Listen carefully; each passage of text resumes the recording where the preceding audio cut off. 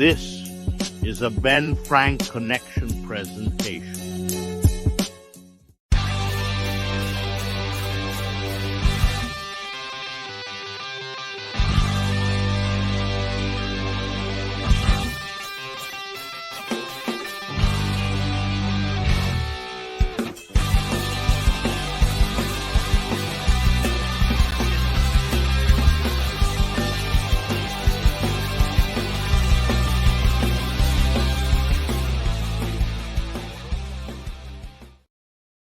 What is going on, everybody? We are back for another episode of the ABJ Podcast. There I am, episode 120 with Gabriel Hodder of Primal Fear. Very excited for this one. I'll be bringing him in momentarily, but first, let's get some of the housekeeping done first. Thank you once again if you're hanging out, tuning in, partying here with us on the ABJ Podcast.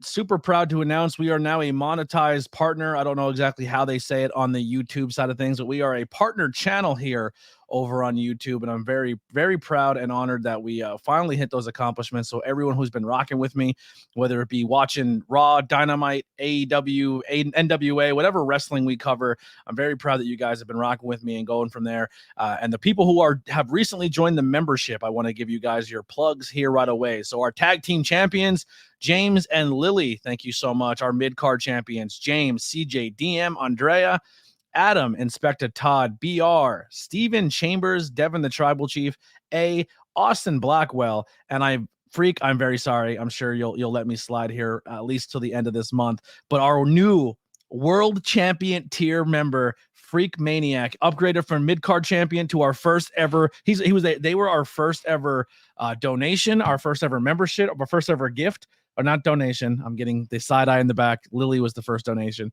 but first world champ now. So Freak Maniac, thank you for that support and keeping this channel alive. If you're listening later on the audio side of things, make sure you hit us with that 5-star review. If you're watching this live on YouTube, Facebook, Twitch, or X, thank you guys so much. Live chat is open, so keep your comments in there, and let's if you have any questions you have for Gabriel, please put them in there. Links below for not only all things ABJ, but my guests and the trio that they are involved in. I don't know if you heard of them. They're called Primal Fear. They're kind of taking over the entire Northeast coast. We'll talk all about it. But without further ado, let's bring in my guest, Gabriel Hodder. What's going on, bud? What's up, man? Thank you for having me. Thank you for doing this. I want to put myself over real quick. This is an interview of one part of a 3 interview I've wanted for quite some time. I don't really go out and put myself over as a podcaster when I go to shows, because I'm more or less there for the business side and not so much to, hey, would you do my podcast? Like, I actually have anxiety doing that. Yeah. I put you on someone else's podcast before my own. You did a fantastic job, and I'm very thankful for you setting that up, man. James is an awesome guy, and just to let the listeners know what we're talking about, besides wrestling, I'm also involved in a charity foundation. And Anthony got me involved with another podcast, which was all about like recovery and people in recovery. And I went on, I did the podcast. He did the podcast with the charity's other co-founder, who is my mom. And we actually now, as a charity, sponsor that podcast. And actually, you set awesome up, so I was all James is a really good dude. So he used to live here in Pennsylvania, and then he moved to the UK. Yeah, so when I went over there, he used to backyard wrestle with Tony Deppen. Yeah. That was like what we were like after like we filmed the podcast. He was just like, like I used to wrestle, and I was like, oh really? He was like, yeah, like with some people like you might know, and I was like, yeah. He was like, yeah, like I used to backyard wrestle with Tony Deppen, and I was like, oh dude, I know him. I was like, he was like in Ring of Honor when I was in Ring of Honor. Like that's crazy. Yeah. That was really cool. James is a good dude. He turned from like a PA School County coal hole boy to like Will Ospreay. Now I go over and I visit him. He's like, "What's up, bro? How you doing?" I'm like, "That's so funny you say that, because like when you first set me up with him, I listened to a couple of his things and I was like, oh, like this guy has like an accent." And so I asked him like right before we started, I was like, "Yo, man, like you're always wearing an Eagles hoodie. Like, do you like them?" He's like, "Oh yeah, I'm from Pennsylvania." And I was like, "Wait, what?" Like, yeah. So I guess it's just from living over there. He just picked it up. I think that's pretty cool. So when I went over for All In, we went over to All In, and when we got there, he's like, "Yo, meet me in London.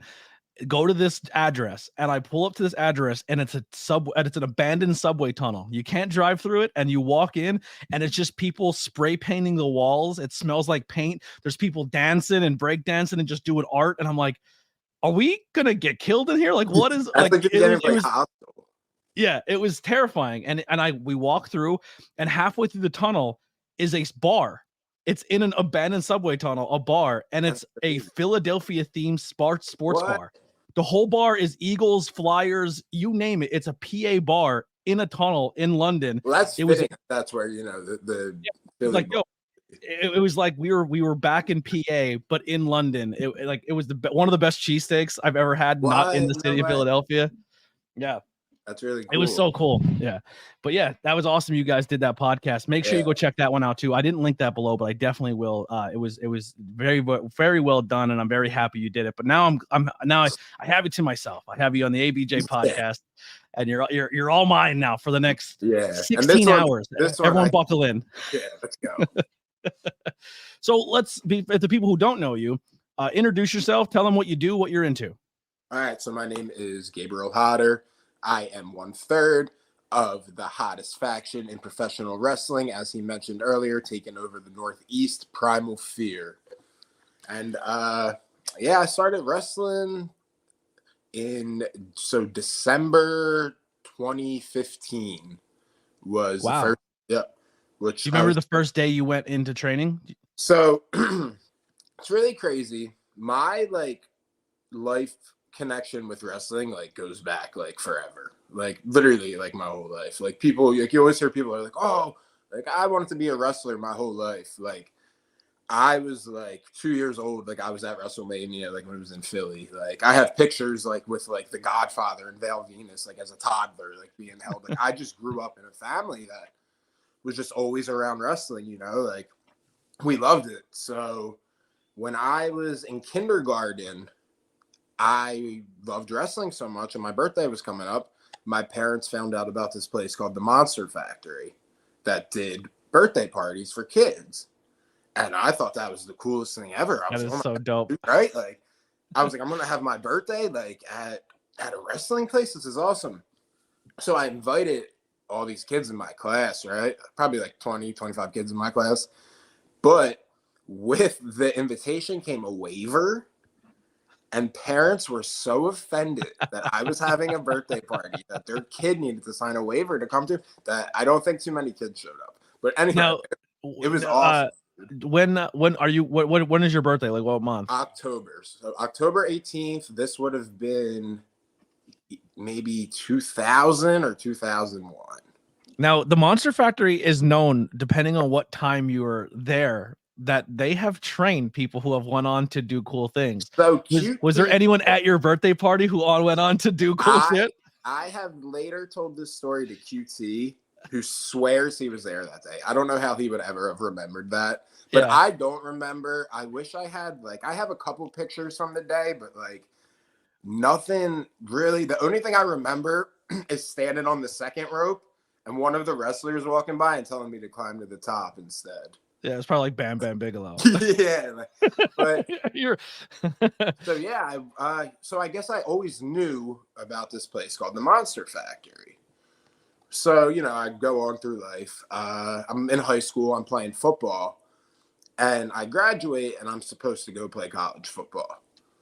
So at this time, I'm pretty big. I was about 280 pounds because I was a defensive lineman. I was about to say, what position? Yeah, I was a D lineman.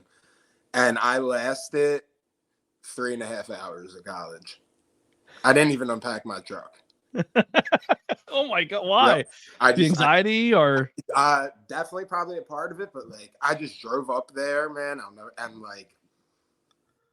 I remember getting there and getting in line and getting my schedule. And looking over my schedule, I didn't even get to go see my room.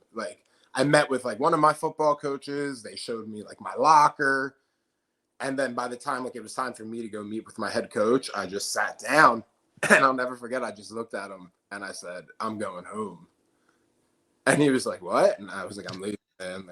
I don't want to be here. I'm going home." And They made the mistake of telling me that there was a train on campus that just went directly into Philly. Because I was like 3 hours away. I was in Doylestown, Pennsylvania. Yeah. I was going to Del Val College. I think it's a university now. And I like told them, I was like, if you guys make me stay, I was like, tonight, like I'm just getting on the train and going home. Like, so I'm leaving. But I left and I came home and I think I knew that I just wanted to wrestle. Yeah. Like, because it was really like, it was always kind of like a joke, like in high school. Like, I'd always be like, oh no, like I'm going to be a wrestler. Like, you know, playing around with my friends. There was a small window that was like wrestling was cool to talk about, like Attitude Era, like bro, So South Park and pro wrestling were the coolest things in middle school. And then you hit high school and you're like, bro, you still watch that? So like, it's really funny. I like tell people all the time. I stopped watching. So I was born in 1995. So I grew up through Attitude Era, Ruthless Aggression Era. I probably stopped around maybe like 2008. My senior year of high school was 2014. And that was when the WWE Network just came out. And that was like WrestleMania 30. And I don't know who, but I remember somebody like at school knew, like, you know, I liked wrestling. Like I would still watch like old wrestling. Like at parties, we would get drunk and wrestle, like do Triple H and spit the water. So like people knew. And someone was like, yo, like wrestling is like really good again. And I was like, yeah. And they were like, you should watch it. Like, you know, like did they give you names of who, like, who are your names? CM Punk, The Shield, yep, and the Wyatt family. Yeah, I got. So I stopped watching. I graduated 2005, so I'll date myself here.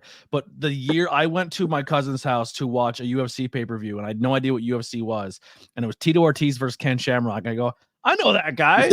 He's a pro wrestler. Like, dude, he's a killer. He's a legit fighter. I was like, what are we watching? They're like, you're gonna watch two men really fight, not that fake stuff. And I was like, I'm in. Let's see what happens here. And I was hooked. Like mixed martial arts. And I remember following it and getting into it. And then I stopped pro wrestling altogether. And then once again, around that same time, the network came. And I'm like, wait, for $10, you can get all of the history of wrestling, and pay-per-views are free. And because that was the biggest thing for me, I would never see pay-per-views because I grew up poor. So I'd watch every week, and then the pay-per-view would happen. I'd be like, I was disconnect. Yeah. And then they're like, yo, CM Punk and Daniel Bryan are going to get you back into pro wrestling. And I was like, let me check it out. Yep. I watched one show, a Royal Rumble. They were gone. They were gone after, like, they both retired right after. It was crazy. I remember, so like, right my senior year of high school, I started watching again, right towards the end of it, right around, you know, WrestleMania. So that probably was why wrestling was so fresh in my mind while I went to college. Yeah. So I came home. What did one of the question is, well, how did your parents feel when you come walking through the door at possibly 2:00 in the morning after getting off the train? Well, so my mom was up there with me, so I drove home with her. Okay. She was really mad. Like, this was like, me and my mom have not had many fights. This was a pretty big one. but we went to keep my college part. I did go to community college the next day and signed up, and I currently hold 2 degrees. So I ended up doing better. I ended up doing better academically than if I would have stayed there. Was it the anxiety of like the football team? Was it the anxiety of being on a big campus further away from home? Well, so number one, this campus, right, was so Delaware Valley University, great football program, awesome. I came from a high school with like a really bad football team. Like throughout my 3 years of varsity football, we probably won like 5 games. Big goose egg for our team. Yeah, like we were pretty bad. So this college was like, they were like the #1 Division III school in the country. Like they were like legit. Like people were like leaving there and like getting like tryouts with like the Eagles. And I was like, I want to play for like a really good team. Like this is awesome. Like I went, like they really liked me. Like they were like, man, you're gonna really fit here. So like I like pretty much committed before I ever even took a tour of the place. So I was like, cool, this place is awesome. So I go to look at it one day. And it is the #1 farming and agricultural college in America. Oh. It is just literally a farm with just buildings on it. There's nothing else, like for miles and miles. That's why, like I mentioned earlier, a train. You had to take a train to go anywhere. And I got there and there was just cows walking around and chickens and I was just like, this is crazy, man. What's like, the lady situation like at a farm school? I don't know. I mean, like, no one's flocking to that school to pick up chicks, I don't think. Yeah, I was just like, dude, and like I know which this is going to sound crazy, but this team had a very strict partying policy. Like you could not drink during the football season at all. And I was like, what, dude? Like that sucks. Like there was no dorms. Like it was a really strange college. Everyone stayed in stalls. Yeah, it was really weird. So I think I knew I didn't really want to go there. Like I just wanted to go on a good team, but once I got there and it was real. And I was just looking at my schedule and I was like, man, I'm getting up every day now at I think 4:45 we were getting up to get 5 a.m. lifts in, and it was just football all day. It was freshmen had a mandatory study hall. You weren't allowed to have a car on campus till junior year. So I was just dude, I cannot be here for the next 4 years. This can't happen. So I left. But I loved football. I ended up coaching back at my high school for the next immediately I went back to my high school and they're like, man, that didn't last long. And I was like, nah, but actually can I help coach? So I'd have been I blew my knee out first day, Yeah. I know, everybody was dude, what happened? And I was like, oh man, long story. Yeah.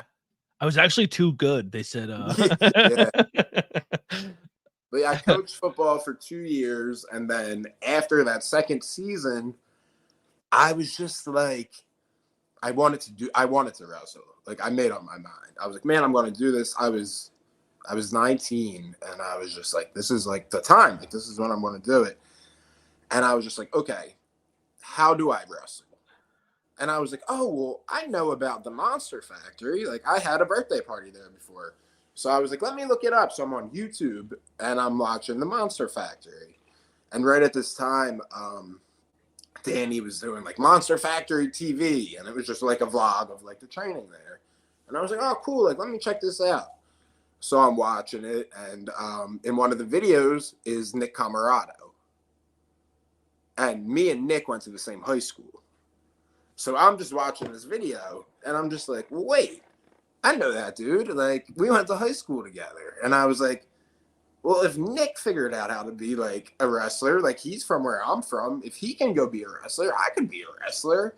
So I tell Nick all the time, which I wish I haven't ever, is he kind of is responsible for me getting into this wrestling thing too. But yeah, so I was like, cool, the Monster Factory. And this is where things get real interesting. So I looked them up, and they just so happen to be having an open tryout for a new reality TV show that they're filming, right? It was, I think, 2 months away. How do they land all these TV deals? Well, this one was just, kill just for YouTube. This yeah, one, they're all, but that's the thing. They're very proactive when it comes to filming the process, and I think that's what makes them stand out. My whole journey at the Monster Factory, I can go back and watch training footage from my third week there. Everything is documented. That's awesome. Danny's great about that. Social media and stuff like that. He kills it. Yeah, I think that's a really cool, because a lot of people are they walk in and they don't know what to expect. But something like the Monster Factory is kind of oh, well, I mean, it's a no-brainer. You can go watch and oh, that's what they go through. That's kind of dope. Or no, thank you, not for me. you know what I mean? Yeah, absolutely. Yeah, no, seriously. And that's what. So this is the funny part too. So I see they have this tryout, right? It's maybe 2 months away. 5 people are going to get picked, and they're going to get to train at the Monster Factory for free. Because at the time, I was still in college. I don't think I had a job.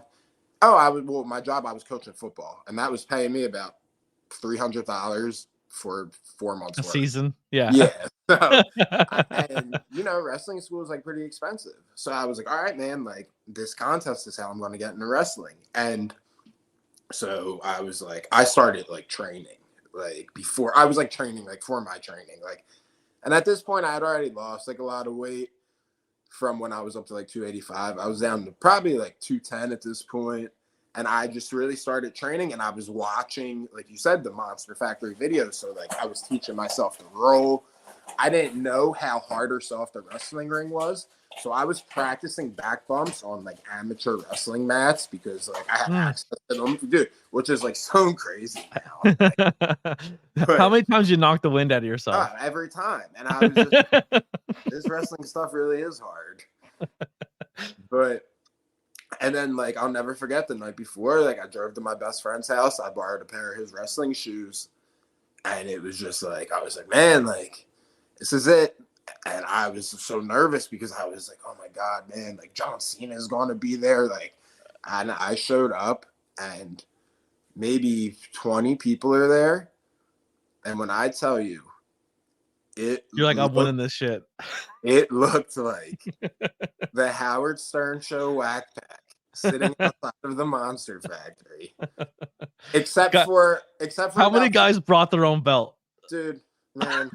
Except for about maybe 3 people, right? Where like I was like, all right, like they could be like a little bit of competition.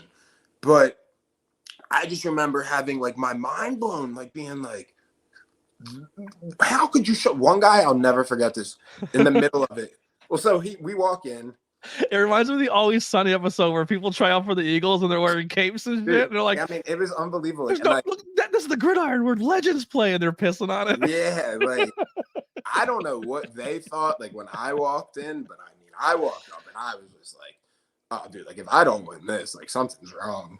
Yeah. And they were like, all right, like let's start with like a 15-minute jog. Like 3 people threw up during that. So I was like, man. And this is on tape because I will go back and watch this tonight. I bet it is. I don't know if the whole thing ever got put out, but like there's clips on. The one guy comes in like maybe 40 minutes into it, right? Comes in jeans. And they're like, why are you late? And he said, because I got arrested driving here last night because I got pulled over and I had cocaine in my car. Like, cocaine, you say? You fit right into wrestling. I was just sitting there and I was just like, dude, what is going on? But so the rest of the tryout, it was hosted by Danny Cage, QT Marshall, and Damian Priest at the time was Punisher Martinez. Yeah. And it was, just basic. Like I said, we jogged for a little bit. I remember they were like, go in, like, let me see if you knew how to take a back bump. And like people's experience levels like ranged. Like some people I think were trained. That was the first time I was ever in a ring, but I did pretty good on my back bumps because I was practicing on wrestling mats for months. And we hit the ropes, and I remember QT complimented me hitting the ropes, and I was like, all right, man, this is pretty cool. And then they were just kind of like, afterwards, they were just like, all right, like, if you're picked, like, you'll hear from us. And I went home, and I think, like, 2 days later, I got a text message, like, hey, you're one of, like, the 4 people picked. It was pretty cool because, like, one of the stipulations was, at the Monster Factory, everyone wears, like, uniforms. We had to strictly wear like plain white t-shirts because like we were like, like we were like earning our way in or whatever. But so if you ever look at there's old like Monster Factory training footage where like I'm in there like doing drills and I'm in there with, like Nick and like Preston Vance and all these guys. And like, I just have a white t-shirt on because I like wasn't like officially like in the school yet, but like I was. Preston giving him his flowers quick. Here's another one. Like he was one of the first people that I like got to see on the independent level, then go and make it. Cause he did a lot of stuff in Northeast PA, like PPW and stuff. And then when he came back to PPW after like he's a part of like the dark, like everything about the Dark Order to me was just so awesome. Like it had Brody, which I loved. It had Uno, it had Grayson from Shakara, it had Preston. I was like, I love this faction. Like this is if you put like amalgamation of all my favorite people in a stable and then gave them a cool mask and they were kind of funny too, I'm in. Like I loved it. Yeah.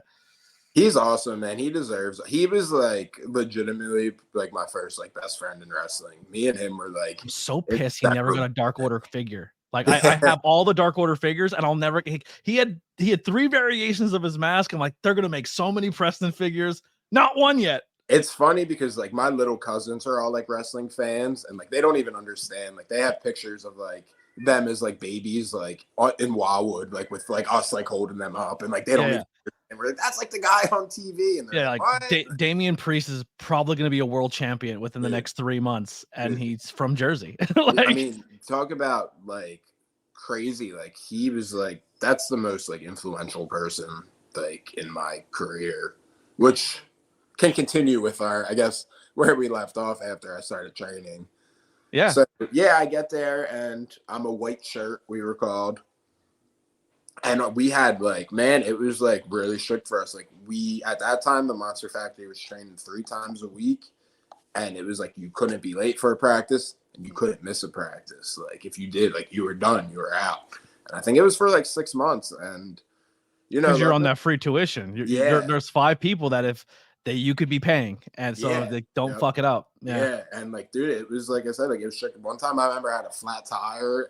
And I like drove to training, like blew out my tire because I was like, I can't be late like for training. I can't miss like my thing. Your whole rim is square. Yeah, dude, it was crazy. I probably have a picture of it somewhere. That was but so is that essentially where you met the rest of the team? Was all at Monster Factory? Yeah. So when I had just started training there, Matt and Adrian had just joined maybe 3 or 4 months before me. Preston Vance had just joined about 3 or 4 months before me. And so, yeah, as we were, you know, training, eventually I did become like a full-time student, and I eventually started getting put on the shows at the Monster Factory. And I was just kind of nothing, you know. I was Jude Gabriel, which was my homage to Shawn Michaels, because I switched my first and middle names, and I thought that was so clever that I thought to do that. No one else ever did besides him. And I was just kind of this nothing, like boring baby face that just was like, come on. And during my training and stuff, I had gotten really like close with Damian Priest because it started because we went to the same gym. And one day I'll never forget, I was in there working out. And I would always see him in there, but like at this time we had never like spoken or anything. But I was just in there working out, and I'll never forget just this giant hand just came down on my shoulder, and I was like, dude, what is going on? Like, and I looked up, and he was just like, are you coming to training tonight? And I was just like, yeah. And he just went and just walked away. And like, dude, I would love to know when his click was. You know what I mean? Because like if you've seen him on the indie scene and then you see what he is now, he completely transformed himself. I mean, he would tell us like there's like it's crazy. I mean, he was one of the most like being around him was motivating, seeing how motivated he was. Like I said, me and him went to the same gym. And like, man, he was in there busting his ass. So you watched the Damian Priest transformation. Yeah, Mike. honestly, like, it's really funny because like even before I had started at the Monster Factory, he stands out, you know. So like he kind of always looked familiar. Like people like me and my friends would joke, we'd be like, man, like there's this dude, like there's a gym that looks like the Undertaker. And then like once I started wrestling, I was like, guys, I know the Undertaker guy now. Like he's my wrestling trip. And now he's being co-signed. He was co-signed by Scott Hall, and like Scott Hall gave him the Razor's Edge. Like that's so dope. I don't know. I mean, he's who put me in Primal Fear. Really? Yeah, because he knew like me and him from being like personal and like close and stuff. He knew like I like horror movies and like, you know, darker stuff, and that, like I said, my character at that time was just boring and like nothing. And just one night I remember we were doing our warm-up. And he like called me, like he was like, come here. And I was like, what's up? He was like, what would you think about joining Primal Fear? And I was like, if they're cool with it, like absolutely. Because like at this time, like I said, like I was a nobody. I was doing like pre-show matches. I was getting squashed in like 30 seconds. Like, and they were doing like segments on the show. They were having cool matches. Like they had just like main evented against like the Ugly Ducklings, like not long before. Like, so I was like elated that he wanted me to do it. And, you know, luckily they welcomed me with open arms. At the time, there was actually another third member. So there was going to be 4 of us. And right when I joined, this other guy had stopped wrestling. Mm. How do you guys determine? So like they're a tag team, essentially. They're doing tag team bits. And now kind of Primal Fear is like you slide in to the tag team role, and then Adriana kind of goes to Yeah. that solo role. Like, how do you guys determine we're doing tag and you do solo, or vice versa? It literally worked out, like I said, so originally in its original formation, I was going to be the singles guy. The other guy who quit was going to be a singles guy, and then Matt and Adrian were the tag team. Mm-hmm. As I joined, as the other guy quit, at the Monster Factory, we ran this angle where Adrian like left Primal Fear. So he kind of became like his own character for a little bit. So, and then it just kind of worked that like me and Matt just got put together, and that was 8 years ago, and I don't think I've had one singles match since. Really? You've only ever done tag? Yep. Is that as like a choice, or is it like, because I talked maybe like, not one, maybe two. So like I talked to the brothers Gray, and they said we're pretty much deadlocked in that we will be a tag team. We have interest of ever being solo unless someone comes up with a really good storyline. Yeah, we're bonded by tag. Is that kind of feel the same way? Exactly. Yeah, and I think Matt would probably say the same thing. Like we just express like that to people, and sometimes like people are kind of like confused by that, but like we tell them like we're a tag team. Like, and we do singles, like, if we have to. Like, Matt has done singles where, like, I've gone out, Matt, all of it, we've interchanged. There's been tags where me and Adrian have tagged together, where Matt and Adrian have tagged together. So we're, like all a free bird. Yeah, but, like, for me personally, like, as an individual, in my 8 years of being in Primal Fear, I think I've had 2 singles matches. And one was a triple threat with the 3 of us. That's a thing too. Put them against each other. Yeah. So when as a team would you feel that you guys really hit your stride? Feel like Primal Fear has clicked, and it was like, oh, we're onto something. Like this is something we can carry through. Man. So right after I joined, we did this storyline, which culminated with Adrian joining us again. And then we joined with Punisher at the Monster Factory. It was cool. We were killing everybody. It was awesome. But right around that time, there was we did our first Ring of Honor tryout. Now, we went into this Ring of Honor tryout as a trio, never having a 6-man tag match. Oh. Yep. Crazy, right?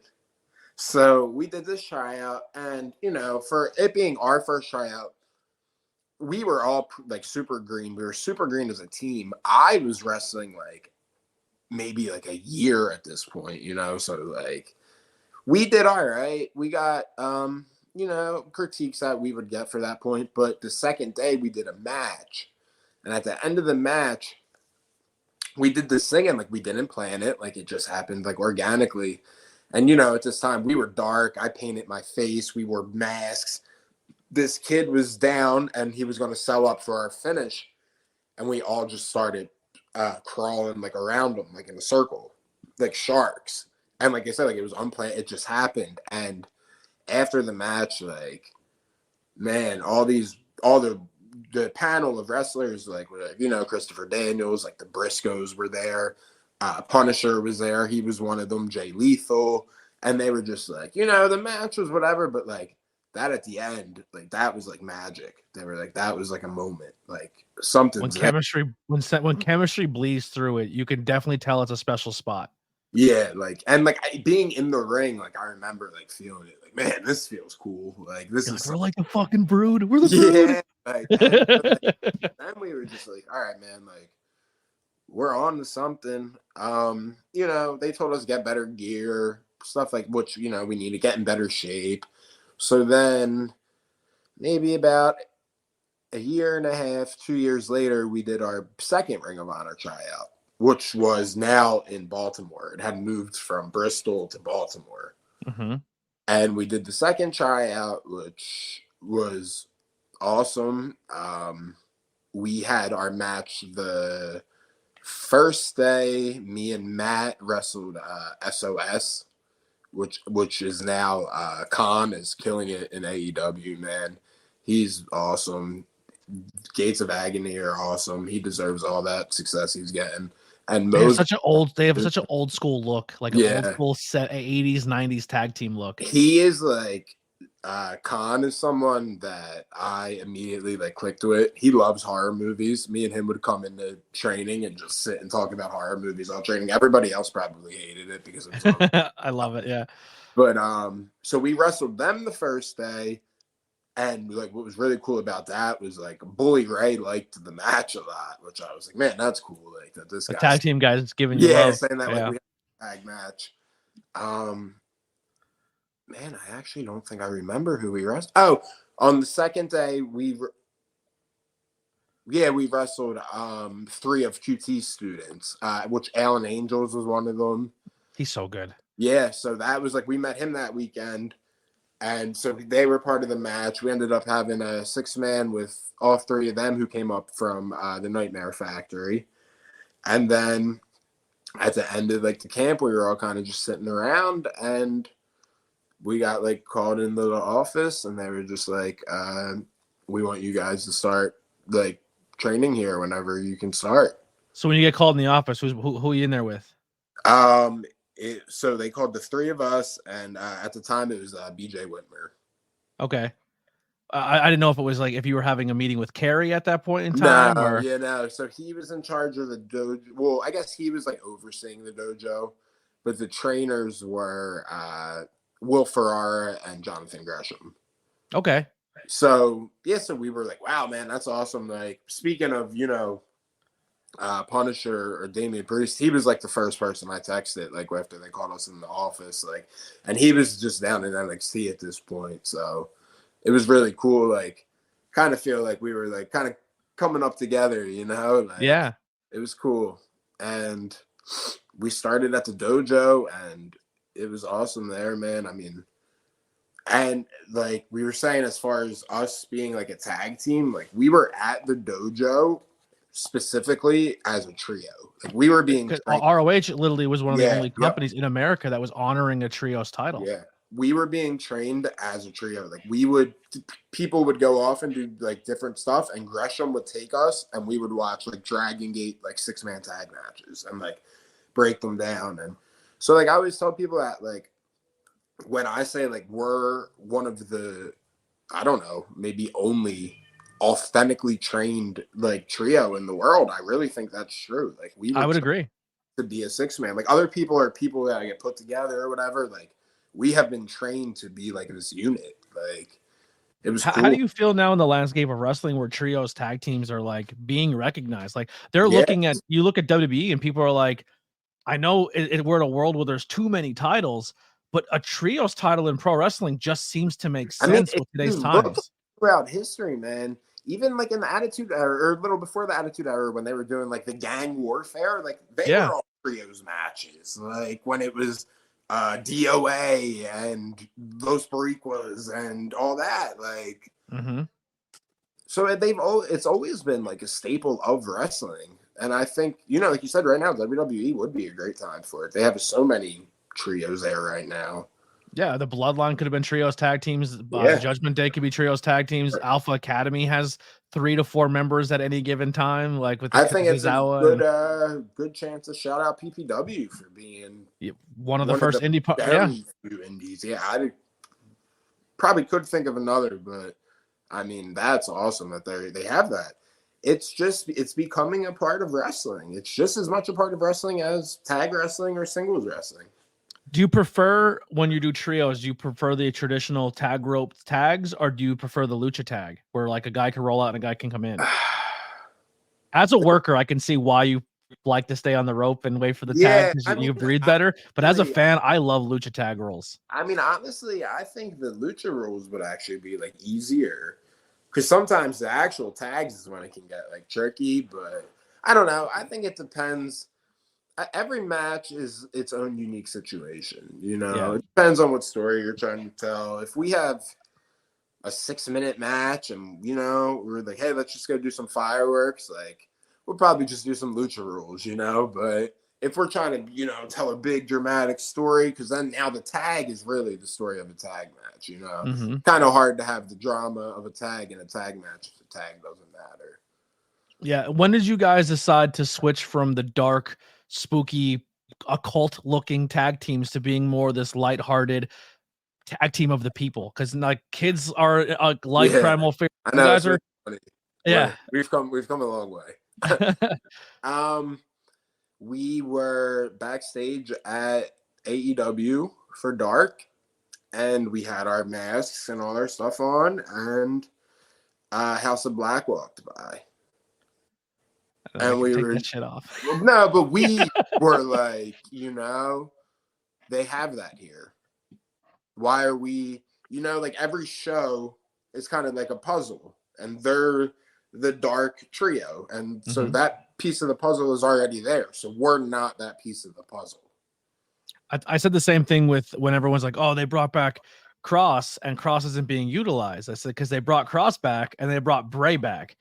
Cross can't be the spooky guy because Bray's the spooky guy, so he had to take a back seat and do something else. You know what I mean? Exactly. It's just like John Cena just said it on one of his interviews he did. Like whatever he used the example of him being the rapper. He was like, I'm the rapper on the show. Like, that's his character. So no one else can be the rapper on the show. Like, and that was kind of really like a reflective. And also, we were kind of, as performers, feeling a little limited with that gimmick, It's cool. It's fun. I, at my core, like, love dark, spooky horror. But I think, like, for me personally, I have a lot more personality to the show than when I used to paint my face and not talk. Yeah. But that's a cool thing that you can call back to as well. So say, like, for example, at PPW, this syndicate brings the worst out of you guys. It can get to a point where you guys might have to bust a face paint out and go back to the old. Yeah, it's always still there. It's all still there. Where it's like you guys are love-hearted and fun, but the second that switch has to be hit, it's almost like when Finn Balor puts the demon on. Yeah, it's like you just brought Primal Fear back to its primal era, and you're in trouble. You know what I mean? Like that's a cool thing you guys always lean on, but still be the insane baby faces of the company where the kids are into what you're doing and all of that. So I think it's cool you always have that to fall back on. Yeah, absolutely. And I feel like you kind of always have to evolve as a character, especially as a group. Like, we gotta look at the best ever. They always just keep evolving. You can't just stay one thing forever. Yeah. Who are some tag teams on the scene or trios teams that you've been put in with that like stand out to you as some of matches that really like stick out as some of your favorites? Man, we just recently Ace of Space Academy is great up at they're so good. They're so good. We've wrestled them in all different configurations of them, and they're awesome every time. I think PPW is just bringing in what's his name? GMK. Yep. GMK. He's so good. Oh man, they're great. They're all great. We just recently had a really good 6-man with Big Business also at WrestlePro. Brick City Boys and TJ Crawford. We got a big match coming up with the Syndicate, I believe. Yeah. So, that was good. I enjoyed that. I'd like a good fight. They hit me really hard, and I hit them really hard. And I like people that can get in the ring, and I can do that with them. So I'm looking forward to doing that again. I think PPW looks at you guys. I mean, I was kind of hearing the rumblings backstage when you guys came in, and it was treated as a big deal. They were very proud that you guys committed to PPW and that you were a part of them and gave them the dates. And because I feel like the trios titles were kind of made for you guys essentially, but then like the Syndicate comes in, and then the Brothers Great come in, and then they join up with Sam Adams, who's a legend in the business, and they kind of form this trio. And it's like, I think they have lightning in the bottle between you guys of like this long-term storytelling or this feud that you can do with these three people. And I give them a lot of credit, man, because like they committed to it. They went out and got matching gear, and like, that's an investment a lot of people wouldn't have made. So like, good for them, Yeah. Shows that they're serious about this trio stuff. They got a lot of work to do to be as good as us, but yeah, absolutely. But I think you guys bring the best out of each other. Absolutely. Which as fans, if you haven't bought your tickets for 420 for PPW, go grab them, because I think there's a lot of magic in that trios division right now, and I think you guys are the ones holding that flag for it. A little over in the home side of New Jersey, April 4th, we got a steel cage match coming up against the Backseat Boys. Oh, super crazy pro wrestling. Tag or trios? Yep, tag for the tag championships. Nice. Those bums jumped us and cheated and beat us at the last show for our tag titles. But now we got them locked in a cage. Have you guys ever worked the Audacity? They kind of have like the masks, like the Casey Jones masks and the shoulder pads. I have seen them, but we've never. They have a good look too. Real good look. They do. I've seen them and they stood out to me. Yeah, I think they're very talented. I called a few of their matches in New Jersey. That would be another one. I think Primal Fear would be a cool tag team. Man, we're always down. We're taking on all challengers, especially at Super Crazy Pro Wrestling. That's our home promotion where we help train there. And we're open to any tag team that wants to come in and get beat up. Yeah. Well, Adam, this is a good question, because this is kind of where I was leading to next. But he says, how do you keep each other from driving each other crazy of spending so much time with each other? Man, it's really never been a problem. Just we've always had like really good, like not just like in-ring chemistry, but I think the in-ring chemistry comes from us just getting along as like three guys that are like really genuinely best friends. Yeah. And I think this is where I think tag team wrestling and trios, people miss the ball a lot with, right? Because this business, pull the curtain back a little bit, can be really rough. Mentally, it could be rough where you think you have friends that turn around and everyone's chasing the same golden ring, right? And sometimes it's hard, and sometimes people got to do what they got to do to try to get that ring before the other guy, and friendships and egos and all that can get in the way. But when you are part of a trio, or you have that brotherhood of a tag team, or just a group of people, like the Lost Boys are another ones I look out to right now. There's four of them. It's those car rides of like not doing it by yourself, or where you can be vulnerable to your partner and be like, man, I'm mentally going through it. Can I just vent to you guys? Like, I just need to kind of get this off, because if I vent to somebody in the back, they might take it as I'm talking shit, but I'm not. I just need to get these feelings out so I can let it go. But then people start drama. It could be all of that. But I think having that car ride of all used together, where you can get those emotions out, be for each other's backs and support, I think that's super important. And I think that leads to longevity in this business. Yeah, and like a lot of it really is like that there's no like ego. Like we truly look at it as like the overall goal of like Primal Fear is bigger than like the three of us individually, So that's why like any individual success that either one of us has really just works towards the greater goal. Yeah. You guys are very, very good with your social media game. It's one of the things I always put people over. I always tell younger wrestlers to be like, dude, I think vlogging as a younger wrestler is super important. I like people like keeping a journal in general, I think is very important. How many wrestlers have their book of every match they've ever done or everything like that? They started doing that. Yeah, but like imagine videoing it. And I think the fans enjoy that. I understand that kayfabe is very important, but is it at this point anymore? But like, I think that's where your fans really connect with Primal Fear, is when you guys are doing your vlogs and you're at shows or you're in the car rides, and you kind of give your fans that experience of what it's like to be in the car with Primal Fear, or to be at a show with Primal Fear. And I think that's super special. And what sparked you guys to give that access to your fans and going that route?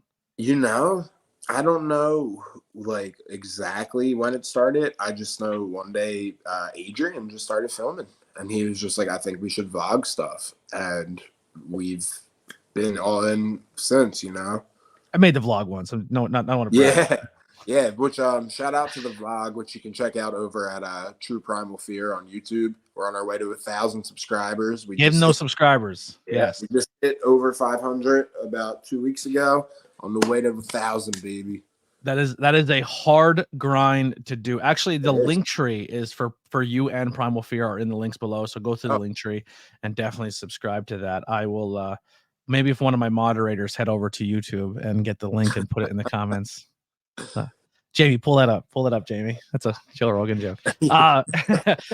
So when you're not professional wrestling and kicking ass and winning titles and taking over the East Coast with your boys, what are some interests of you that stand out? What are things that you like to unwind and do? Maybe read a book, watch a movie, listen to music. I really like movies. I really like going to the movies. I'm a purist in that sense. I haven't gone to a movie in forever. Wow. See, really? I think it's like, I don't think number one, my attention span needs it. At home, I'm too distracted. And like, I love movies. Like, movies are like my favorite thing in the world. But at home, it's just too easy for me to pick up my your phone or yep. go get. So like, I kind of need to go to the movies. I think the last movie I seen in theaters was there were two horror movies. I seen the newest Scream and Cocaine Bear. Yep, saw that two one. I watched in theater. It's so good. It's awesome. Gotta watch it. But I think I have the Cinemark Movie Club membership. It's the best thing I've ever bought. It's a good deal. It's awesome, dude. I don't know how everybody in the world doesn't do it. So I have to drive almost an hour and 20 minutes to get to a Cinemark. It's up in Moosic, Pennsylvania, but they have those big leather super seats, and you can roll them back. And I love it. So you prefer the horror movie scene? Yeah, I mean, I really like all movies, but I mean, horror movies are definitely my forte, as you can see by my my last name, which was drawn from the GOAT of all horror movie killers, Kane Hodder. So I'm actually wearing a horror movie T-shirt right now. I am wearing the Godfather of zombie movies. That's a George Romero awesome, shirt. Romero, hell yeah. Yeah, Pennsylvania, the home of the zombie. Yeah, we birthed the zombie movies. I love. There it is. There, Lily put it up. So go check out Primal Fear's YouTube channel right there. Thank you, Lily.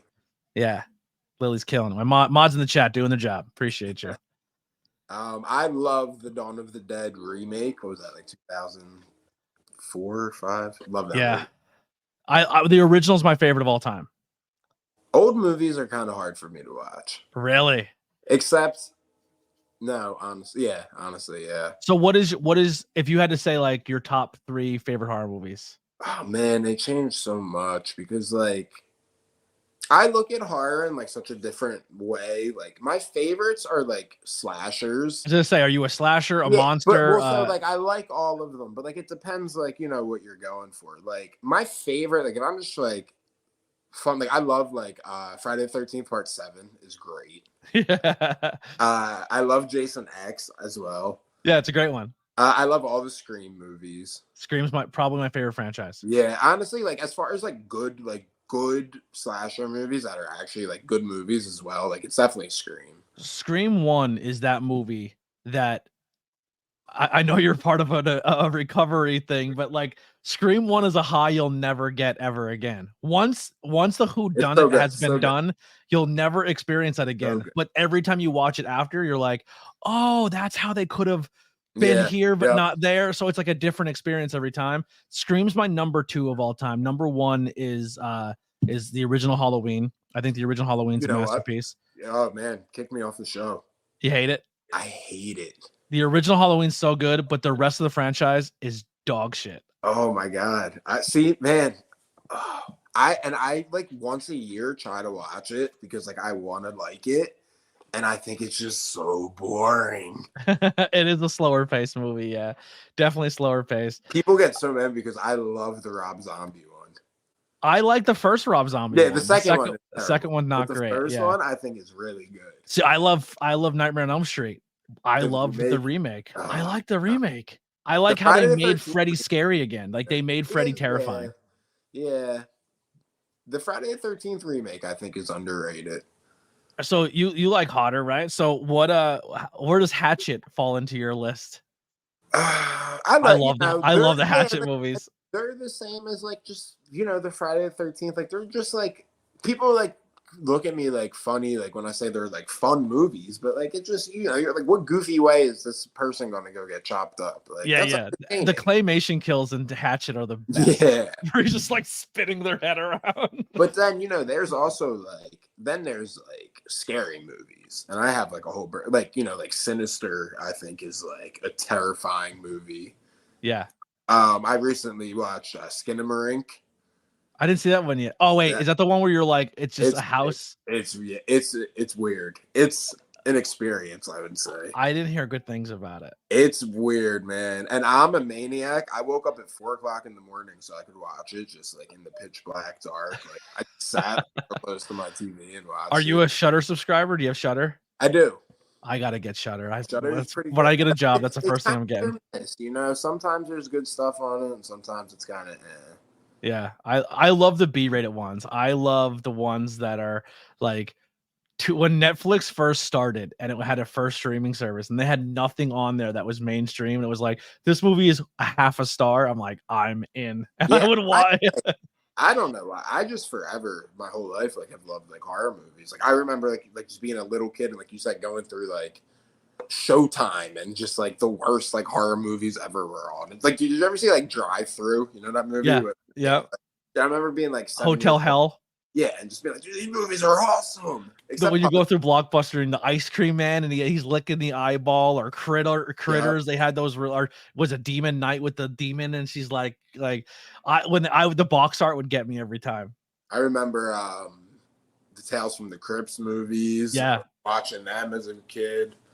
That was my favorite TV show growing up, Tales of the Crypt. Oh, dude, I love that show. That pan shot going through the. Sometimes I would be afraid of it so I would run away until that part was over, and then hide behind the couch till he popped out. I didn't like the beginning part. And once you hear, you're like, yeah, I'm good. Cool. I'm back. I'm in. I'm in. To this day, I hate jump scares. I get pissed when I get jump scared. I get angry. Like, fuck you. Come on, get creative. You got me. Then that's like a whole kind of genre of movies. So like jump scare ones, like Yeah, PG-13 horrors essentially in today's time is all jump scare. Yep. Yeah. The chat's blowing up. They love the horror talk.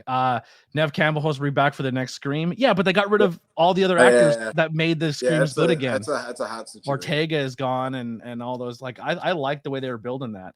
So I do love Nev Campbell though. I feel like So they said, how do you feel about Terrifier? So I can't say too much on this because on Thursday I will be reviewing Terrifier live here on this YouTube channel. I will say I've never watched the first one. I did watch the second one. If you were confused by part 2, part 1 will not give you any answers. I've there's cool moments in it. I think he's like an amazing actor. He's pretty terrifying.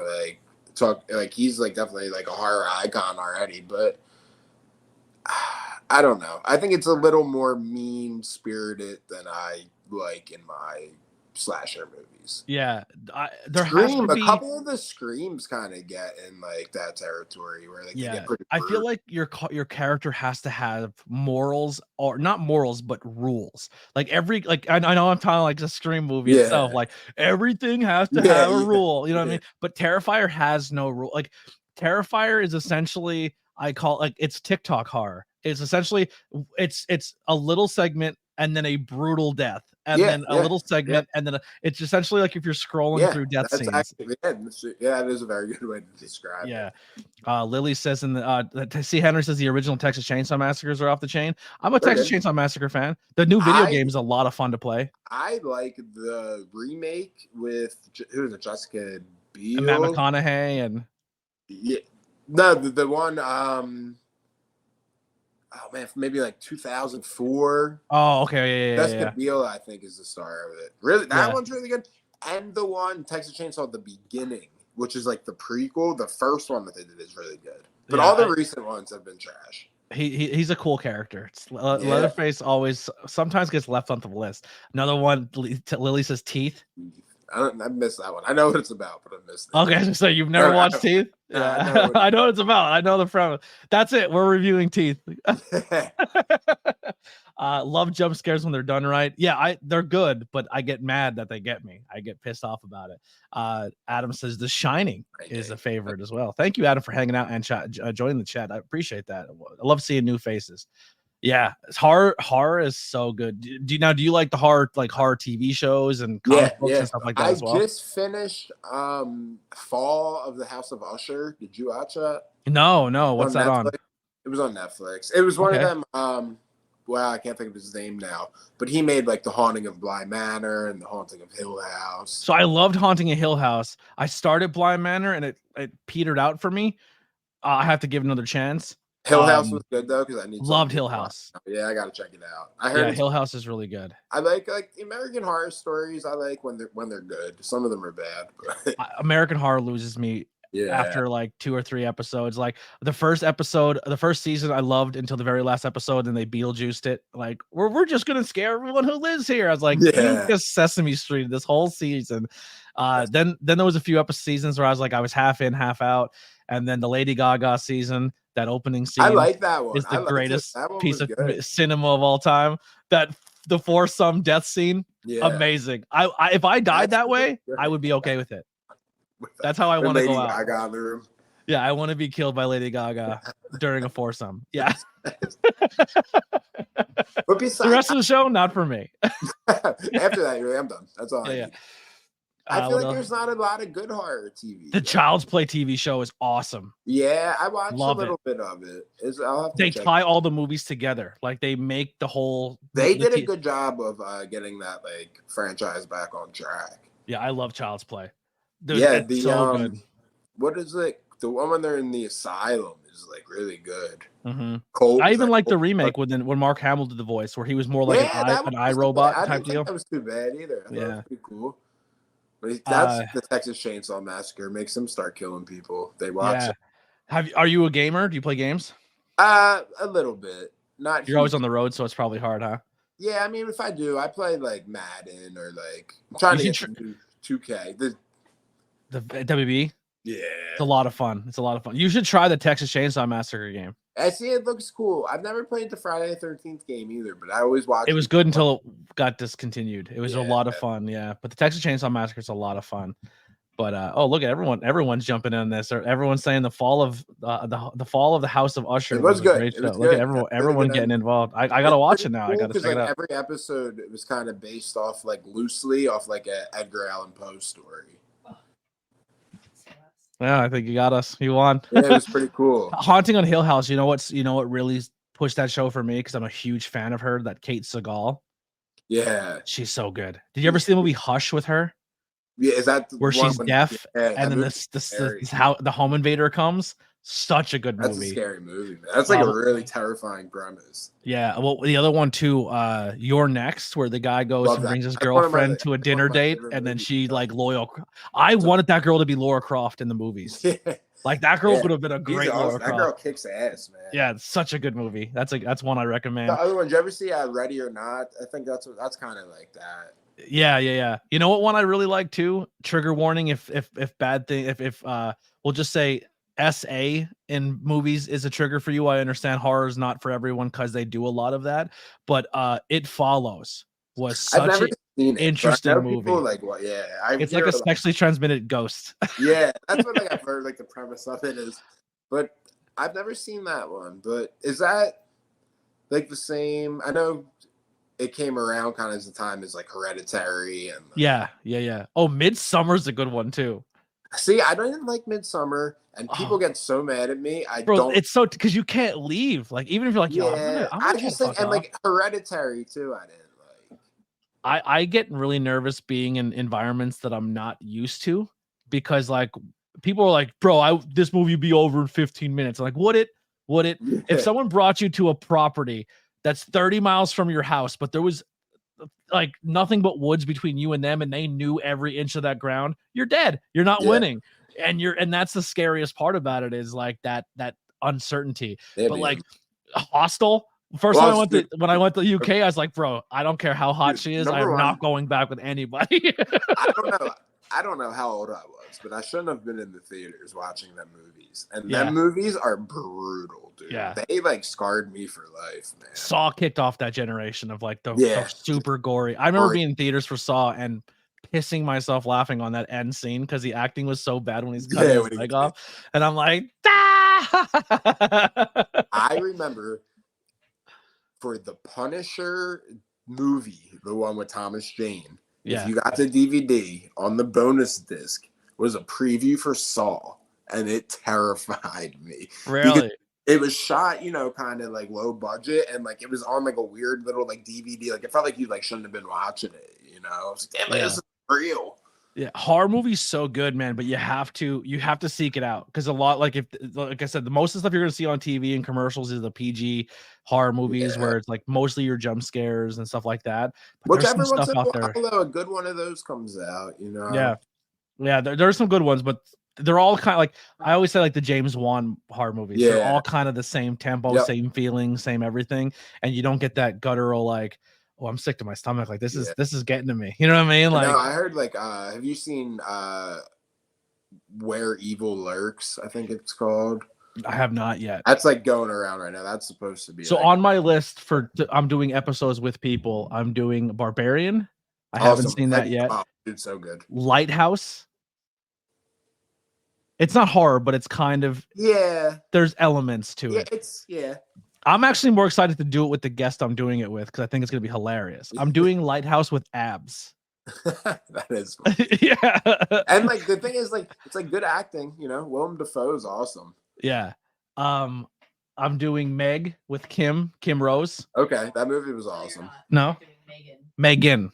Yeah, Megan. No, not Meg the shark. Yeah, Megan yeah. Cool. Awesome. Yes, movie. Someone made me a Meg logo, and I was like, that doesn't look anything like the Meg. And then she's like, I did Meg because that's what you told me. Yeah, so I have. So if anyone's doing a Megalodon movie, I have a logo. Yeah, well, if anyone really likes dinosaur sharks. Yeah. Black Phone is on the list. Really good too. I really like that. And Saw is on the list. OG. When you do Lighthouse, make sure you turn on Tony Cam. Yes, Tony Cam will definitely be used. I have this thing that was made for me from when we watch AEW. I turn this on Tony Cam, and then I this is way too long for a bit, but I literally just turn the contrast down on my camera. There you go. Yeah. I would fit in with Lighthouse. What's that? It would look good with the Lighthouse guy. Yeah. So we'll probably do that to be funny. Just figure out how to do it. But yeah, there's a short film on YouTube they call Portrait of God, which is super good. What was those like 30-second horror where they were doing like small little YouTube clips or Facebook ones where it was like the girl would be like laying in bed, she turned the light off and something was standing there, and then she turned it back on, it was gone. They were just like really short little horror clips. I was like, oh man, they're so good. Some people get like started now, like the dude who made Skinamarink, like put that up as like a 5-minute video on YouTube that just blew up, and they got that turned into like a whole movie. Yeah, absolutely. Yeah, I'm pumped. I think there's a lot of good stuff coming out. A lot of good horror. I'm really looking forward to. Lately, like in the past, like maybe 5 years, has been like awesome. Like there's just been like good, like quality, like good movies coming out. Yeah, I've been so bad for the last 10 months. I haven't really consumed anything new media, so I'm like going back on all of my stuff and figuring it out. But how about did you watch the new Crow trailer? I think the Crow trailer looks awesome. I think it looks so cool. Yeah. So yeah. I'm under the. Actually, you just watched Crow. I fell asleep. I just put it on for her because I was like, just watch this movie. I'm gonna go to sleep. I like the original Crow, but I also think the original Crow did took its own liberties on the graphic comic and did something completely different. Well, so see, I'm not familiar with the comic. Yeah, I know the movie, so like I didn't know in the comic you don't wear the makeup. Like, why are people so mad he's not wearing the makeup? Yeah. Well, the makeup was essentially his blood. His blood is black when he's the Crow. So what you see the makeup on him, that's actually his blood. So the new movie is pulling more from the graphic novel. Yeah, which is like, so then people who like the old movie shouldn't be mad because it's not trying to be the old movie. I think it's because one of those movies where it's like the actor died doing it and everyone's like, you should never redo it because it's I get it, but sometimes. But why weren't they so mad about like the 5 terrible sequels that came out? Exactly. Like I've never watched any of them. Yeah, the second one's not bad. The guy's a magician. It's pretty cool. Oh yeah. Yeah, but after that, Magic Crow. Yeah, and then we got cool. Sting for 15 years after that. Yeah. So like everyone should just be happy. Yeah. But yeah, I think it looks really cool. It won me over as soon as he blew the guy's face up with the shotgun. Yeah, the shotgun scene. I was like, I'm in. Yep. Yeah, it's signed. Here's my money. Yeah, cool. Yeah, there's a lot coming out. I wish I had a better list prepared of upcoming. Was one everyone's talking about called Skinny Legs that everyone's going crazy about? Like that one's going to be a big one. Terrifier 3's drops in Christmas, and that's going to be a Christmas movie. Yeah, which I'm interested to see how it goes. I enjoyed like the little bit of the kind of lore that they put into the last one. Yeah. And I think they got something good going on with this character, the girl that is going to like able to kill him. Yeah. Serena is her name, I think. Something it gets really wild. I have no idea what's happening. Let's tie this with wrestling and horror. Who's your favorite professional wrestler, and what is your favorite professional wrestler in a horror movie? Oh, in a horror movie. Yes. Man. So you have Santa Slay. I was just gonna say I really like the first See No Evil. See No Evil is a great movie. But Santa Slay is great. So See No Evil, you know where it takes place? No. The Blackwell Hotel. Oh, wow. It has my last name. Yeah. Yep. Dave Bautista in the Zombie in Vegas movie. Awesome. Oh, awesome. Him and Knock in the Cabin is really good. I didn't see that yet. Dude, good. Really good movie. Yeah. Is there any other? I'm trying to think. Triple H was in Blade 3. Blade. Hornswoggle was Leprechaun. But like a weird leprechaun. Yeah, it was more like a realistic version. It wasn't funny at all. No, that one, that was. And there was like a WWE Productions one. Yeah, it was pretty bad. But See No Evil is a low-key, really good horror movie. Really good. The second one's not too good. Yeah, the death scenes are all good for most of them. And like Kane is like a genuinely terrifying human being. Yeah, I mean, you can make an Isaac Yankem horror movie. It would terrify the shit out of me. Like, he was a scary-looking guy. Yeah. So, we'll end with this last question, wrestling question related. So, if you had any influences on when you go back in wrestling, because tape studies as someone who wants to be a predominantly tag team wrestler, I'm sure you still like singles wrestling, but when you're trying to pull that in for inspiration, do you look at singles, or do you strictly stick to the trios? Do you strictly stick to tag? Who are some people that you try to pull from? Well, so when it comes to like tag teams, I watch a lot of FTR. I think like they're like right now, they're great. They're as far as like kind of advanced, like next level like stuff. I like to look at them.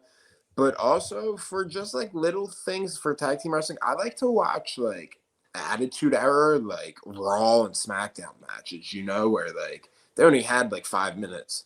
So like it was just like their cool stuff, and they were doing like, the Dudley Boys are awesome. I love the Hardy Boys. Like the Hardy Boys are probably the reason like I forever have wanted to be a tag team wrestler. Like when I was a little kid and used to play like SmackDown or whatever back then, like I would do the story modes where like you went after like the tag titles. Like I always liked tag team wrestling. I love tag team wrestling until Sean threw someone through a barbershop window, and then I was like, solo for life, baby. So like that, but as far as like individuals, really a lot. Like I love Triple H. He's one of my favorites. Bray Wyatt was a huge influence on a lot of stuff that I do. I think everybody should watch Shawn Michaels. Agreed. I totally agree. Guys like that. I try to take a little bit from everybody, more guys. And then sometimes I look at guys that I feel like are kind of similar in like my build and my size. Like I think like Pete Dunne is like, sometimes I look at him as like a good guy to kind of see like, what's he doing? Yeah. If there's a dream match, you in a tag team or you in a trio, Primal Fear verse, who's the dream match? Man, for the trio, it's always been so tough to decide if it's the Shield or the Wyatt family. Okay. I think I would have to go with the Wyatt family. I would say Primal Fear versus Undisputed Era. That would be awesome. Give me Adam, give me Roddy, and give me Kyle. Yeah, I mean, dude, there's so many answers. Sorry, Bobby. Yeah. We were fortunate enough when we were in Ring of Honor to face Mexa Squad, who was like one of the top trios in the world. Like, so that was like a dream match that came true. Wrestling Shane Taylor promotion was like a dream match. Did you guys ever wrestle SAT? No. Really? Nope. How has no one booked that? No, we've talked to them a couple times too. That would be awesome. That's a dream match. Because they're probably, if you think about it, before you guys, if anyone is a trios team in the Northeast scene, absolutely. It's them. The SAT is the trio. You know what I mean? Like what they were doing, I mean, it's crazy. Like wrestling is how it is now because of them and a lot of what they were doing. Yeah. Innovators. Yeah. So we have a couple last minute questions from the chat. Get them in while you can. So I don't want to keep him here all night. I'll ask one more, and then we'll. You kind of alluded to it before with Hodder of why that came about. So the wrestling name, where do you pull from when it comes to creating your character? Well, so it was really funny, right? When we first were in Primal Fear, we all just had one name. It was Gabriel, it was Omen, and it was Soriano. And I think it was when we got to Ring of Honor, they told us, you guys need to have last names. Like, you need to be real people. And we were like, okay. And man, I was having the hardest time coming up with the last name. I could not for the life of me, man. I really wanted to do Blackwood because that was like a town I lived in at the time. But then Kevin Blackwood was like, getting pretty big at the time. I don't remember anything else, but I could not think of anything. And then one day I was just like looking around my room and I have about 9 million things signed by Kane Hodder. And like, I just kind of like locked like eyes with it. And I was just like Hodder. And I was like Gabriel Hodder, blah, blah, blah. I wanted to do Draven because of the crow, but everybody is. Everyone's Draven. There's so many Eric Dravens in professional wrestling. It's crazy. So, and I was thinking, and I was like Gabriel Hodder, and I was like, I thought it sounded very natural. Like it didn't sound like a forced, like made up gimmicky name. Like it could be anybody's name, and like I think it's really cool because it's like a very subtle like reference. I think it's cool too because you have Gabriel, which is essentially an angel, right? Yeah. Like Gabriel's an angel, and then Hodder's like the epitome of a slasher killer. Yeah. You know what I which mean? Is like funny because like Gabriel is my real name. Yeah. But for my confirmation name is Damien, which I picked. That's awesome. I thought that was 666. I always, now that my hair is long, I always want to shave a spot. Like, so if I ever do an undercut, I want to get the Omen tattooed on me. Well, I've always been so jealous of Matt because I thought Matt Omen was the fucking coolest name ever. Yeah. Like when I first met him and he was like, "Oh, I'm Matt Omen." I was like, "Damn, what a cool name." Yeah, you win. Yeah. When you going back to PPW and being at PPW and you have that history of ROH and you worked with a lot of people from ROH and now you kind of get the cross paths again with a guy at PPW, and he probably hates me for blowing him up like this, but I feel like his locker room leadership, especially now at PPW, has gone above and beyond anything I would ever expect. But now working with the Mecca, like he's part of PPW and not only like in charge of a lot of cool things there, but like he's really helped drive stories that aren't even just his. Like he puts input on a lot of things and he's good for what's going on in that company. How is it now being with him at ROH and now seeing him in that spot at PPW? He is, I mean, one of like, I've been around people that I'm like, man, he's like a wrestling genius. And like, he's one of them. Like, to go a little more behind the curtain, he was like the leader, like at the dojo. Like he was a part of our dojo class when we were there at the Ring of Honor dojo. He was a part of the first tryout. We were the second tryout, but he was like essentially like team leader, like team captain. And he is someone that he holds you to a standard. Like you're in there and like it's work. Like he takes it very seriously and it's inspiring, like to be around someone that does take it seriously, and he does it because he genuinely just wants the business to be better. Like he doesn't need to be going above and beyond and doing all that he's doing and helping these guys with these matches and coming up with these storylines. He just does it because he genuinely just loves wrestling. Like we used to have someone who needs his praises sung. Yeah, like we used to have matches like, that would come out on like the Ring of Honor YouTube, and then like he would text me after like critiques of the match. Like he never needed to do that. Like that's just who he is, man. He loves wrestling. Has probably the best wrestling mind I've ever been around, and wrestling needs more Brian Johnson. Totally agree. Selfless guys who doesn't do, like he's doing so much when he hits the curtain that the fans are seeing, but behind that curtain, man, he is. And I mean, in front of making everyone making everyone around him better. He's the best in front of the. I mean, you want to talk about people that hate people. People hate him. Like, he's unbelievable. I fucked up when he first got to a show one time because I haven't been at a wrestling show like at this point in time, like in 5 or 6 months. And I was Jones and I missed all my friends. I missed all you guys. I was like hugging everybody. And like the doors weren't even open yet. But there was a handful of people that he doesn't know. Yep. And I was like, yo, man, I miss you so much. I went to give a bump and he just. Yep. And he walked to the back. And then I walk in the back and goes, yo, you know what? I'm like, I know. That was my bad. I should have never even approached you. And then in the back, you know, the hug, the whole nine. But like, he takes it so serious. And you know, it's refreshing to see, man. And it's a testament to why he is as good as he is. You know who there's 2 people right now in PPW, and I think him coming back, and him coming back and being in the locker room Mecca is going to bring more out of this kid that I think is insanely talented. Clutch Adams and Mecca Johnson in the same room, feeding off each other, is magic. So Clutch is another one. He was, when I first got to the Monster Factory, he was like the guy. Like, he was the champ. He was having all the main event matches. Like, so it's cool to kind of be around him again because he's another guy like we had, you know, that like I have a lot of history with him. It's cool to see him at PPW doing his thing like that. Yeah, they're killing it there, man. PPW is doing really cool things and big things. So we got a couple last questions from the chat here, which I appreciate all of you guys for typing them in. If you have any more, quick get them in. We're having a blast here. If you're new to it, make sure you hit that subscribe button. We're on the quest to 1K. And if everyone's watching this, also head over to Primal Fear's YouTube channel and subscribe to that as well. Get us to 1K. Yeah, let's hit us both there so we can make that free YouTube money. It doesn't cost you anything to push a button, but we reap the benefits for your support. Favorite spooky wrestling character? Man, I was hoping I wasn't going to get asked this question because it's so hard.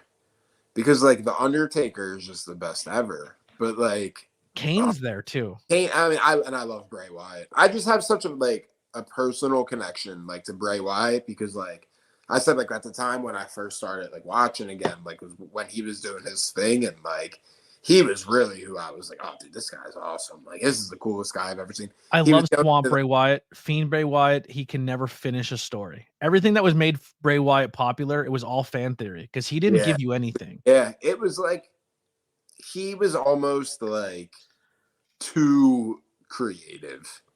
Yeah, because like you said, like there was no kind of like end to it. But like, I mean, his that very first run of his was like I thought it was like the most captivating like TV I've ever seen. At the time, he was trying to make John Cena be the bad guy. He was giving him the chair. He was tying him up in the ropes. He put the sheet mask on him. Only thing I hate about that is I didn't watch that when it was a thing. I had to go back and watch it later. And everyone's like, oh, it's the best storytelling. And I was like, so if John Cena hits Bray with a chair, Bray won and he breaks him, right? So he has the chair and he turns and just cracks Eric with the chair. I'm like, you still broke? You hit someone with a chair. Like, because it wasn't Bray, it was okay. I like never am like that guy that's like, oh man, match, finishing that match, blah, blah. But Bray Wyatt should have won that match. Yeah. That match was a lot of rest holds. I remember going back and rewatching. I was like, ooh, stylistically, they did not put it together for me, but they're both very talented. Like, people are always like, you know, I hear that one a lot. Like when I say to people, I'm like, man, like I really love Bray Wyatt. They're like, oh, like his wrestling. And I'm like, I don't even care about his wrestling. He was a great character. It was just an immediate connection. Like he could connect with anybody, man. Yeah, I love Swamp Bray Wyatt. I love the promos. Awesome. I love that. I struggled with Fiend though. I will be honest, but as a human being, great human being. I did like when he first came back as the talk show like host. Yeah, I was like, this is great. The Funhouse stuff, the Firefly Funhouse stuff was fun. I like the Muscle Man and I like creative, just different, goofy like stuff, you know. Mm-hmm. What else we got here? What mainstream promotion would best utilize your strengths right now? I think that's pretty easy, right? There's only one company that has 2 trios tag teams. Yeah. AEW, ROH. We'd love to go back to ROH. Got some unfinished business there. But also, you know, we don't want to rule out anything, man. TNA is on fire right now. Yeah. You know, we got a couple friends in WWE. MLW is doing cool stuff. MLW is doing cool. Wrestling. GCW. It's really, man. The real question is, what promotion is missing out by not utilizing us? All of them. All of you. Here you go. Would you go against the Judgment Day, given your history with Damian Priest? Absolutely, because the last time I was in the ring with him, I think he chokeslammed me. So I got to get that back. If you had to pick your trio that you're going against, are you picking Damian, Dom, and Finn? Or are you going Damian, Dom, Mommy? What are you going with? Oh, I didn't know that was an option. Of course, Mommy's an option. Then yeah, I might have to, man. I give Rhea credit. I think she's like the best wrestler in the world right now. Megastar. Yeah, it's unbelievable. Yeah, that's she's like, and now that they're kind of teasing, that Damian might, like, I think the end for the Judgment Day is, I think Judgment Day is still a thing, or maybe it disbands, but I think Damian's the next guy out. I think Damian stands on his own soon, especially with that Money in the Bank. I think everything around Judgment Day kind of crumbles. I don't think you separate Dom and Mommy. I think you turn Dom into that baby face Eddie Guerrero when he was with China type deal, and I think he will be, for how much he's over as a heel, he will be a mega baby face with him and Rhea. But if we're building up to Andrade versus Damian, give me that all day long.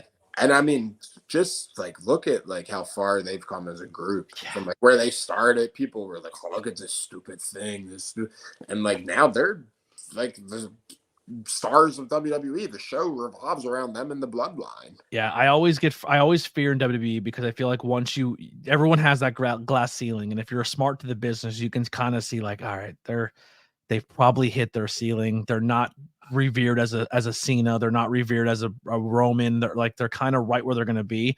But man, when Damian Priest wrestled in Puerto Rico and how the people responded to that match with Bad Bunny, I was like, yo, I think Damian just broke his glass ceiling. Yeah, I mean, it's like I said, anything that happens with him, like I legitimately get like chills. Like, yeah, I mean, that was a guy that like, you know, we used to sit in his kitchen until 4:00 in the morning after shows, like just talking about wrestling. And like, he's a guy again, like he didn't need to ever do that, but like, that's how much he wanted, like cared about wrestling. Like we would have our shows and then we would go back to his house and we would just talk about the shows. Like I said, until like 4:00 in the morning sometimes. Like, so sick. He did. Yeah. I mean, dude, looking back now, like what did I do to deserve? Like I was this 21-year-old kid, like sitting on this guy's couch. So, like look at him now. Like you said, it's like about to become one of the biggest stars in the biggest wrestling company in the world. And like he was always never anything but like selfless with me, man, and all of us. I mean, he brought us, if you go look at his old Ring of Honor entrances, we were his extras every time. We've carried him out to the ring in like caskets. Like he brought us around and he introduced us to people. So like we were familiar when we did our Ring of Honor tryouts. Like we were, you know, Damien's, or at that time Punisher's guys, but like, so it's he's technically like, I guess he's Primal Fear adjacent. He's like the fourth member. We were the Pride of Anarchy. Yeah. When he joined, or when we joined him. He would get mad if I said that. We joined him. we get Damien in a Primal Fear t-shirt and just put that all up. Lily said in the chat, the cat's name in The Crow is Gabriel. Oh yeah, that is true. There's is there no cat in this new movie? Maybe the new one, maybe not. There's a little girl. I'm pretty upset about that. I didn't know that. I don't know if you could put a little girl on screen with what they're about to show us in that movie. Maybe. I don't know. Yeah, it looks pretty rough. But I don't know. You don't see that new movie, Abigail, about the killer little girl ballerina? No. Oh, dude, look up. I'd look it up. These people kidnapped this little girl. They think it's like like a hostage thing, and they take her back, and she's a vampire. And she just like, rips apart like this. Like, you ever see Let Me In? Great movie. Yeah, yep. Good movie with Chloe. Yeah. Yeah. That's so fun, man. All right, let's get you out of here so we don't sit here all night and keep this going. You will be back soon. I eventually want to get every member of Primal Fear on here to tell their story. That's the goal. And then I want to do a trios thing where we all kind of talk. But and then I definitely have to have you back on for episodes of Knuckle and High School Horror. We gotta lock that down. Man, you guys work so goddamn hard. And this is where I tell people, man, like a lot of people are like doing their shit on journalism and they're like, oh, well, F this guy on TV, or I don't like this guy. Bro, everyone's connected in some weird way. Everyone's friends with somebody. And that's why you're probably a lot of people don't do your podcast because you say dumb shit about their friends. But it's a testament to see that Damien was like, yeah, you said, was very influential on you guys. And there's a moment where if you look at him on the indie scene and where he's then from where he went from as like a chubby dude with black face paint to this just ripped GQ model, he took himself serious, and you can see how that rubs off on you guys, because I think Primal Fear is one of the most hardworking, determined trios team that's on the scene right now. And you guys set a bar and set a standard, but also keep yourself extremely humble, approachable, and just very giving to everybody on the scene. And I will always be a Primal Fear fan. You guys kill it. I'm proud to be in a locker room with you guys when you guys are there. Just keep doing what you're doing, and nothing but high hopes for all three of you. I appreciate it, man. Like you said, we have high standards because we were around such high standards our entire careers, which we've been lucky enough to do. So it's kind of, like you said, do what we know how to do. And thanks again, man, for having me on. This was a ton of fun. I could have talked for another hour and a half about horror movies. Well, I want to save it because I want you back. Yeah, we gotta keep them wanting more. But thank you so much. And yeah, once again, C. Henry says, great show. Thank you for sharing your story. Yeah, it means the world. Make sure you go hear his podcast on my buddy James's podcast. I will link it below as well. And also all links below for Gabriel as well as Primal Fear. Go subscribe and follow them on all social media. We got some Wooden Maneuvers. We got some pro wrestling tees, and follow your boy on Instagram and X. And there's a True Primal Fear TikTok as well. TikTok's where it's at right now. I mean, get it before it gets shut down. Before it's gone. Yeah. We'll see you guys next time on the ABJ podcast. Like I said, we'll be back on. If you enjoyed the horror movie talk, come for the debut of Not Cool in High School Horror on Thursday with Courtney Smith. Courtney is a tattoo artist, as well as she's going to be in her own horror movie coming very, very soon. Back Road Part 2. She will be here for Terrifier Part 1. We will also be covering Terrifier Part 2. And then we're also ending the month with a buddy of mine. His name's Charles Moran. He does artwork. He's a huge pro wrestling fan. You've probably seen him at every GCW show with big, thick black glasses, his hair down to his shoulders. He's in the front row every time if it's in the Northeast, screaming his head off. He loves pro wrestling, loves horror movies. He's a great artist, and he will be joining me for the last episode of the month for Not Cool in High School with Evil Dead Rises. So I'm pretty excited for that. We'll see you guys on the next one. Here's some music by the Converse Kid. We'll talk to you soon.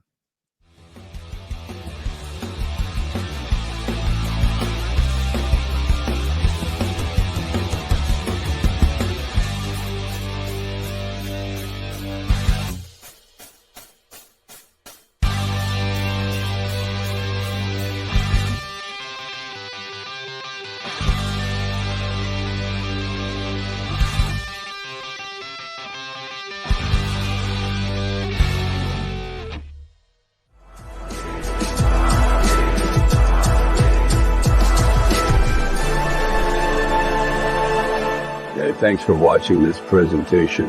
Like, share, and subscribe for more.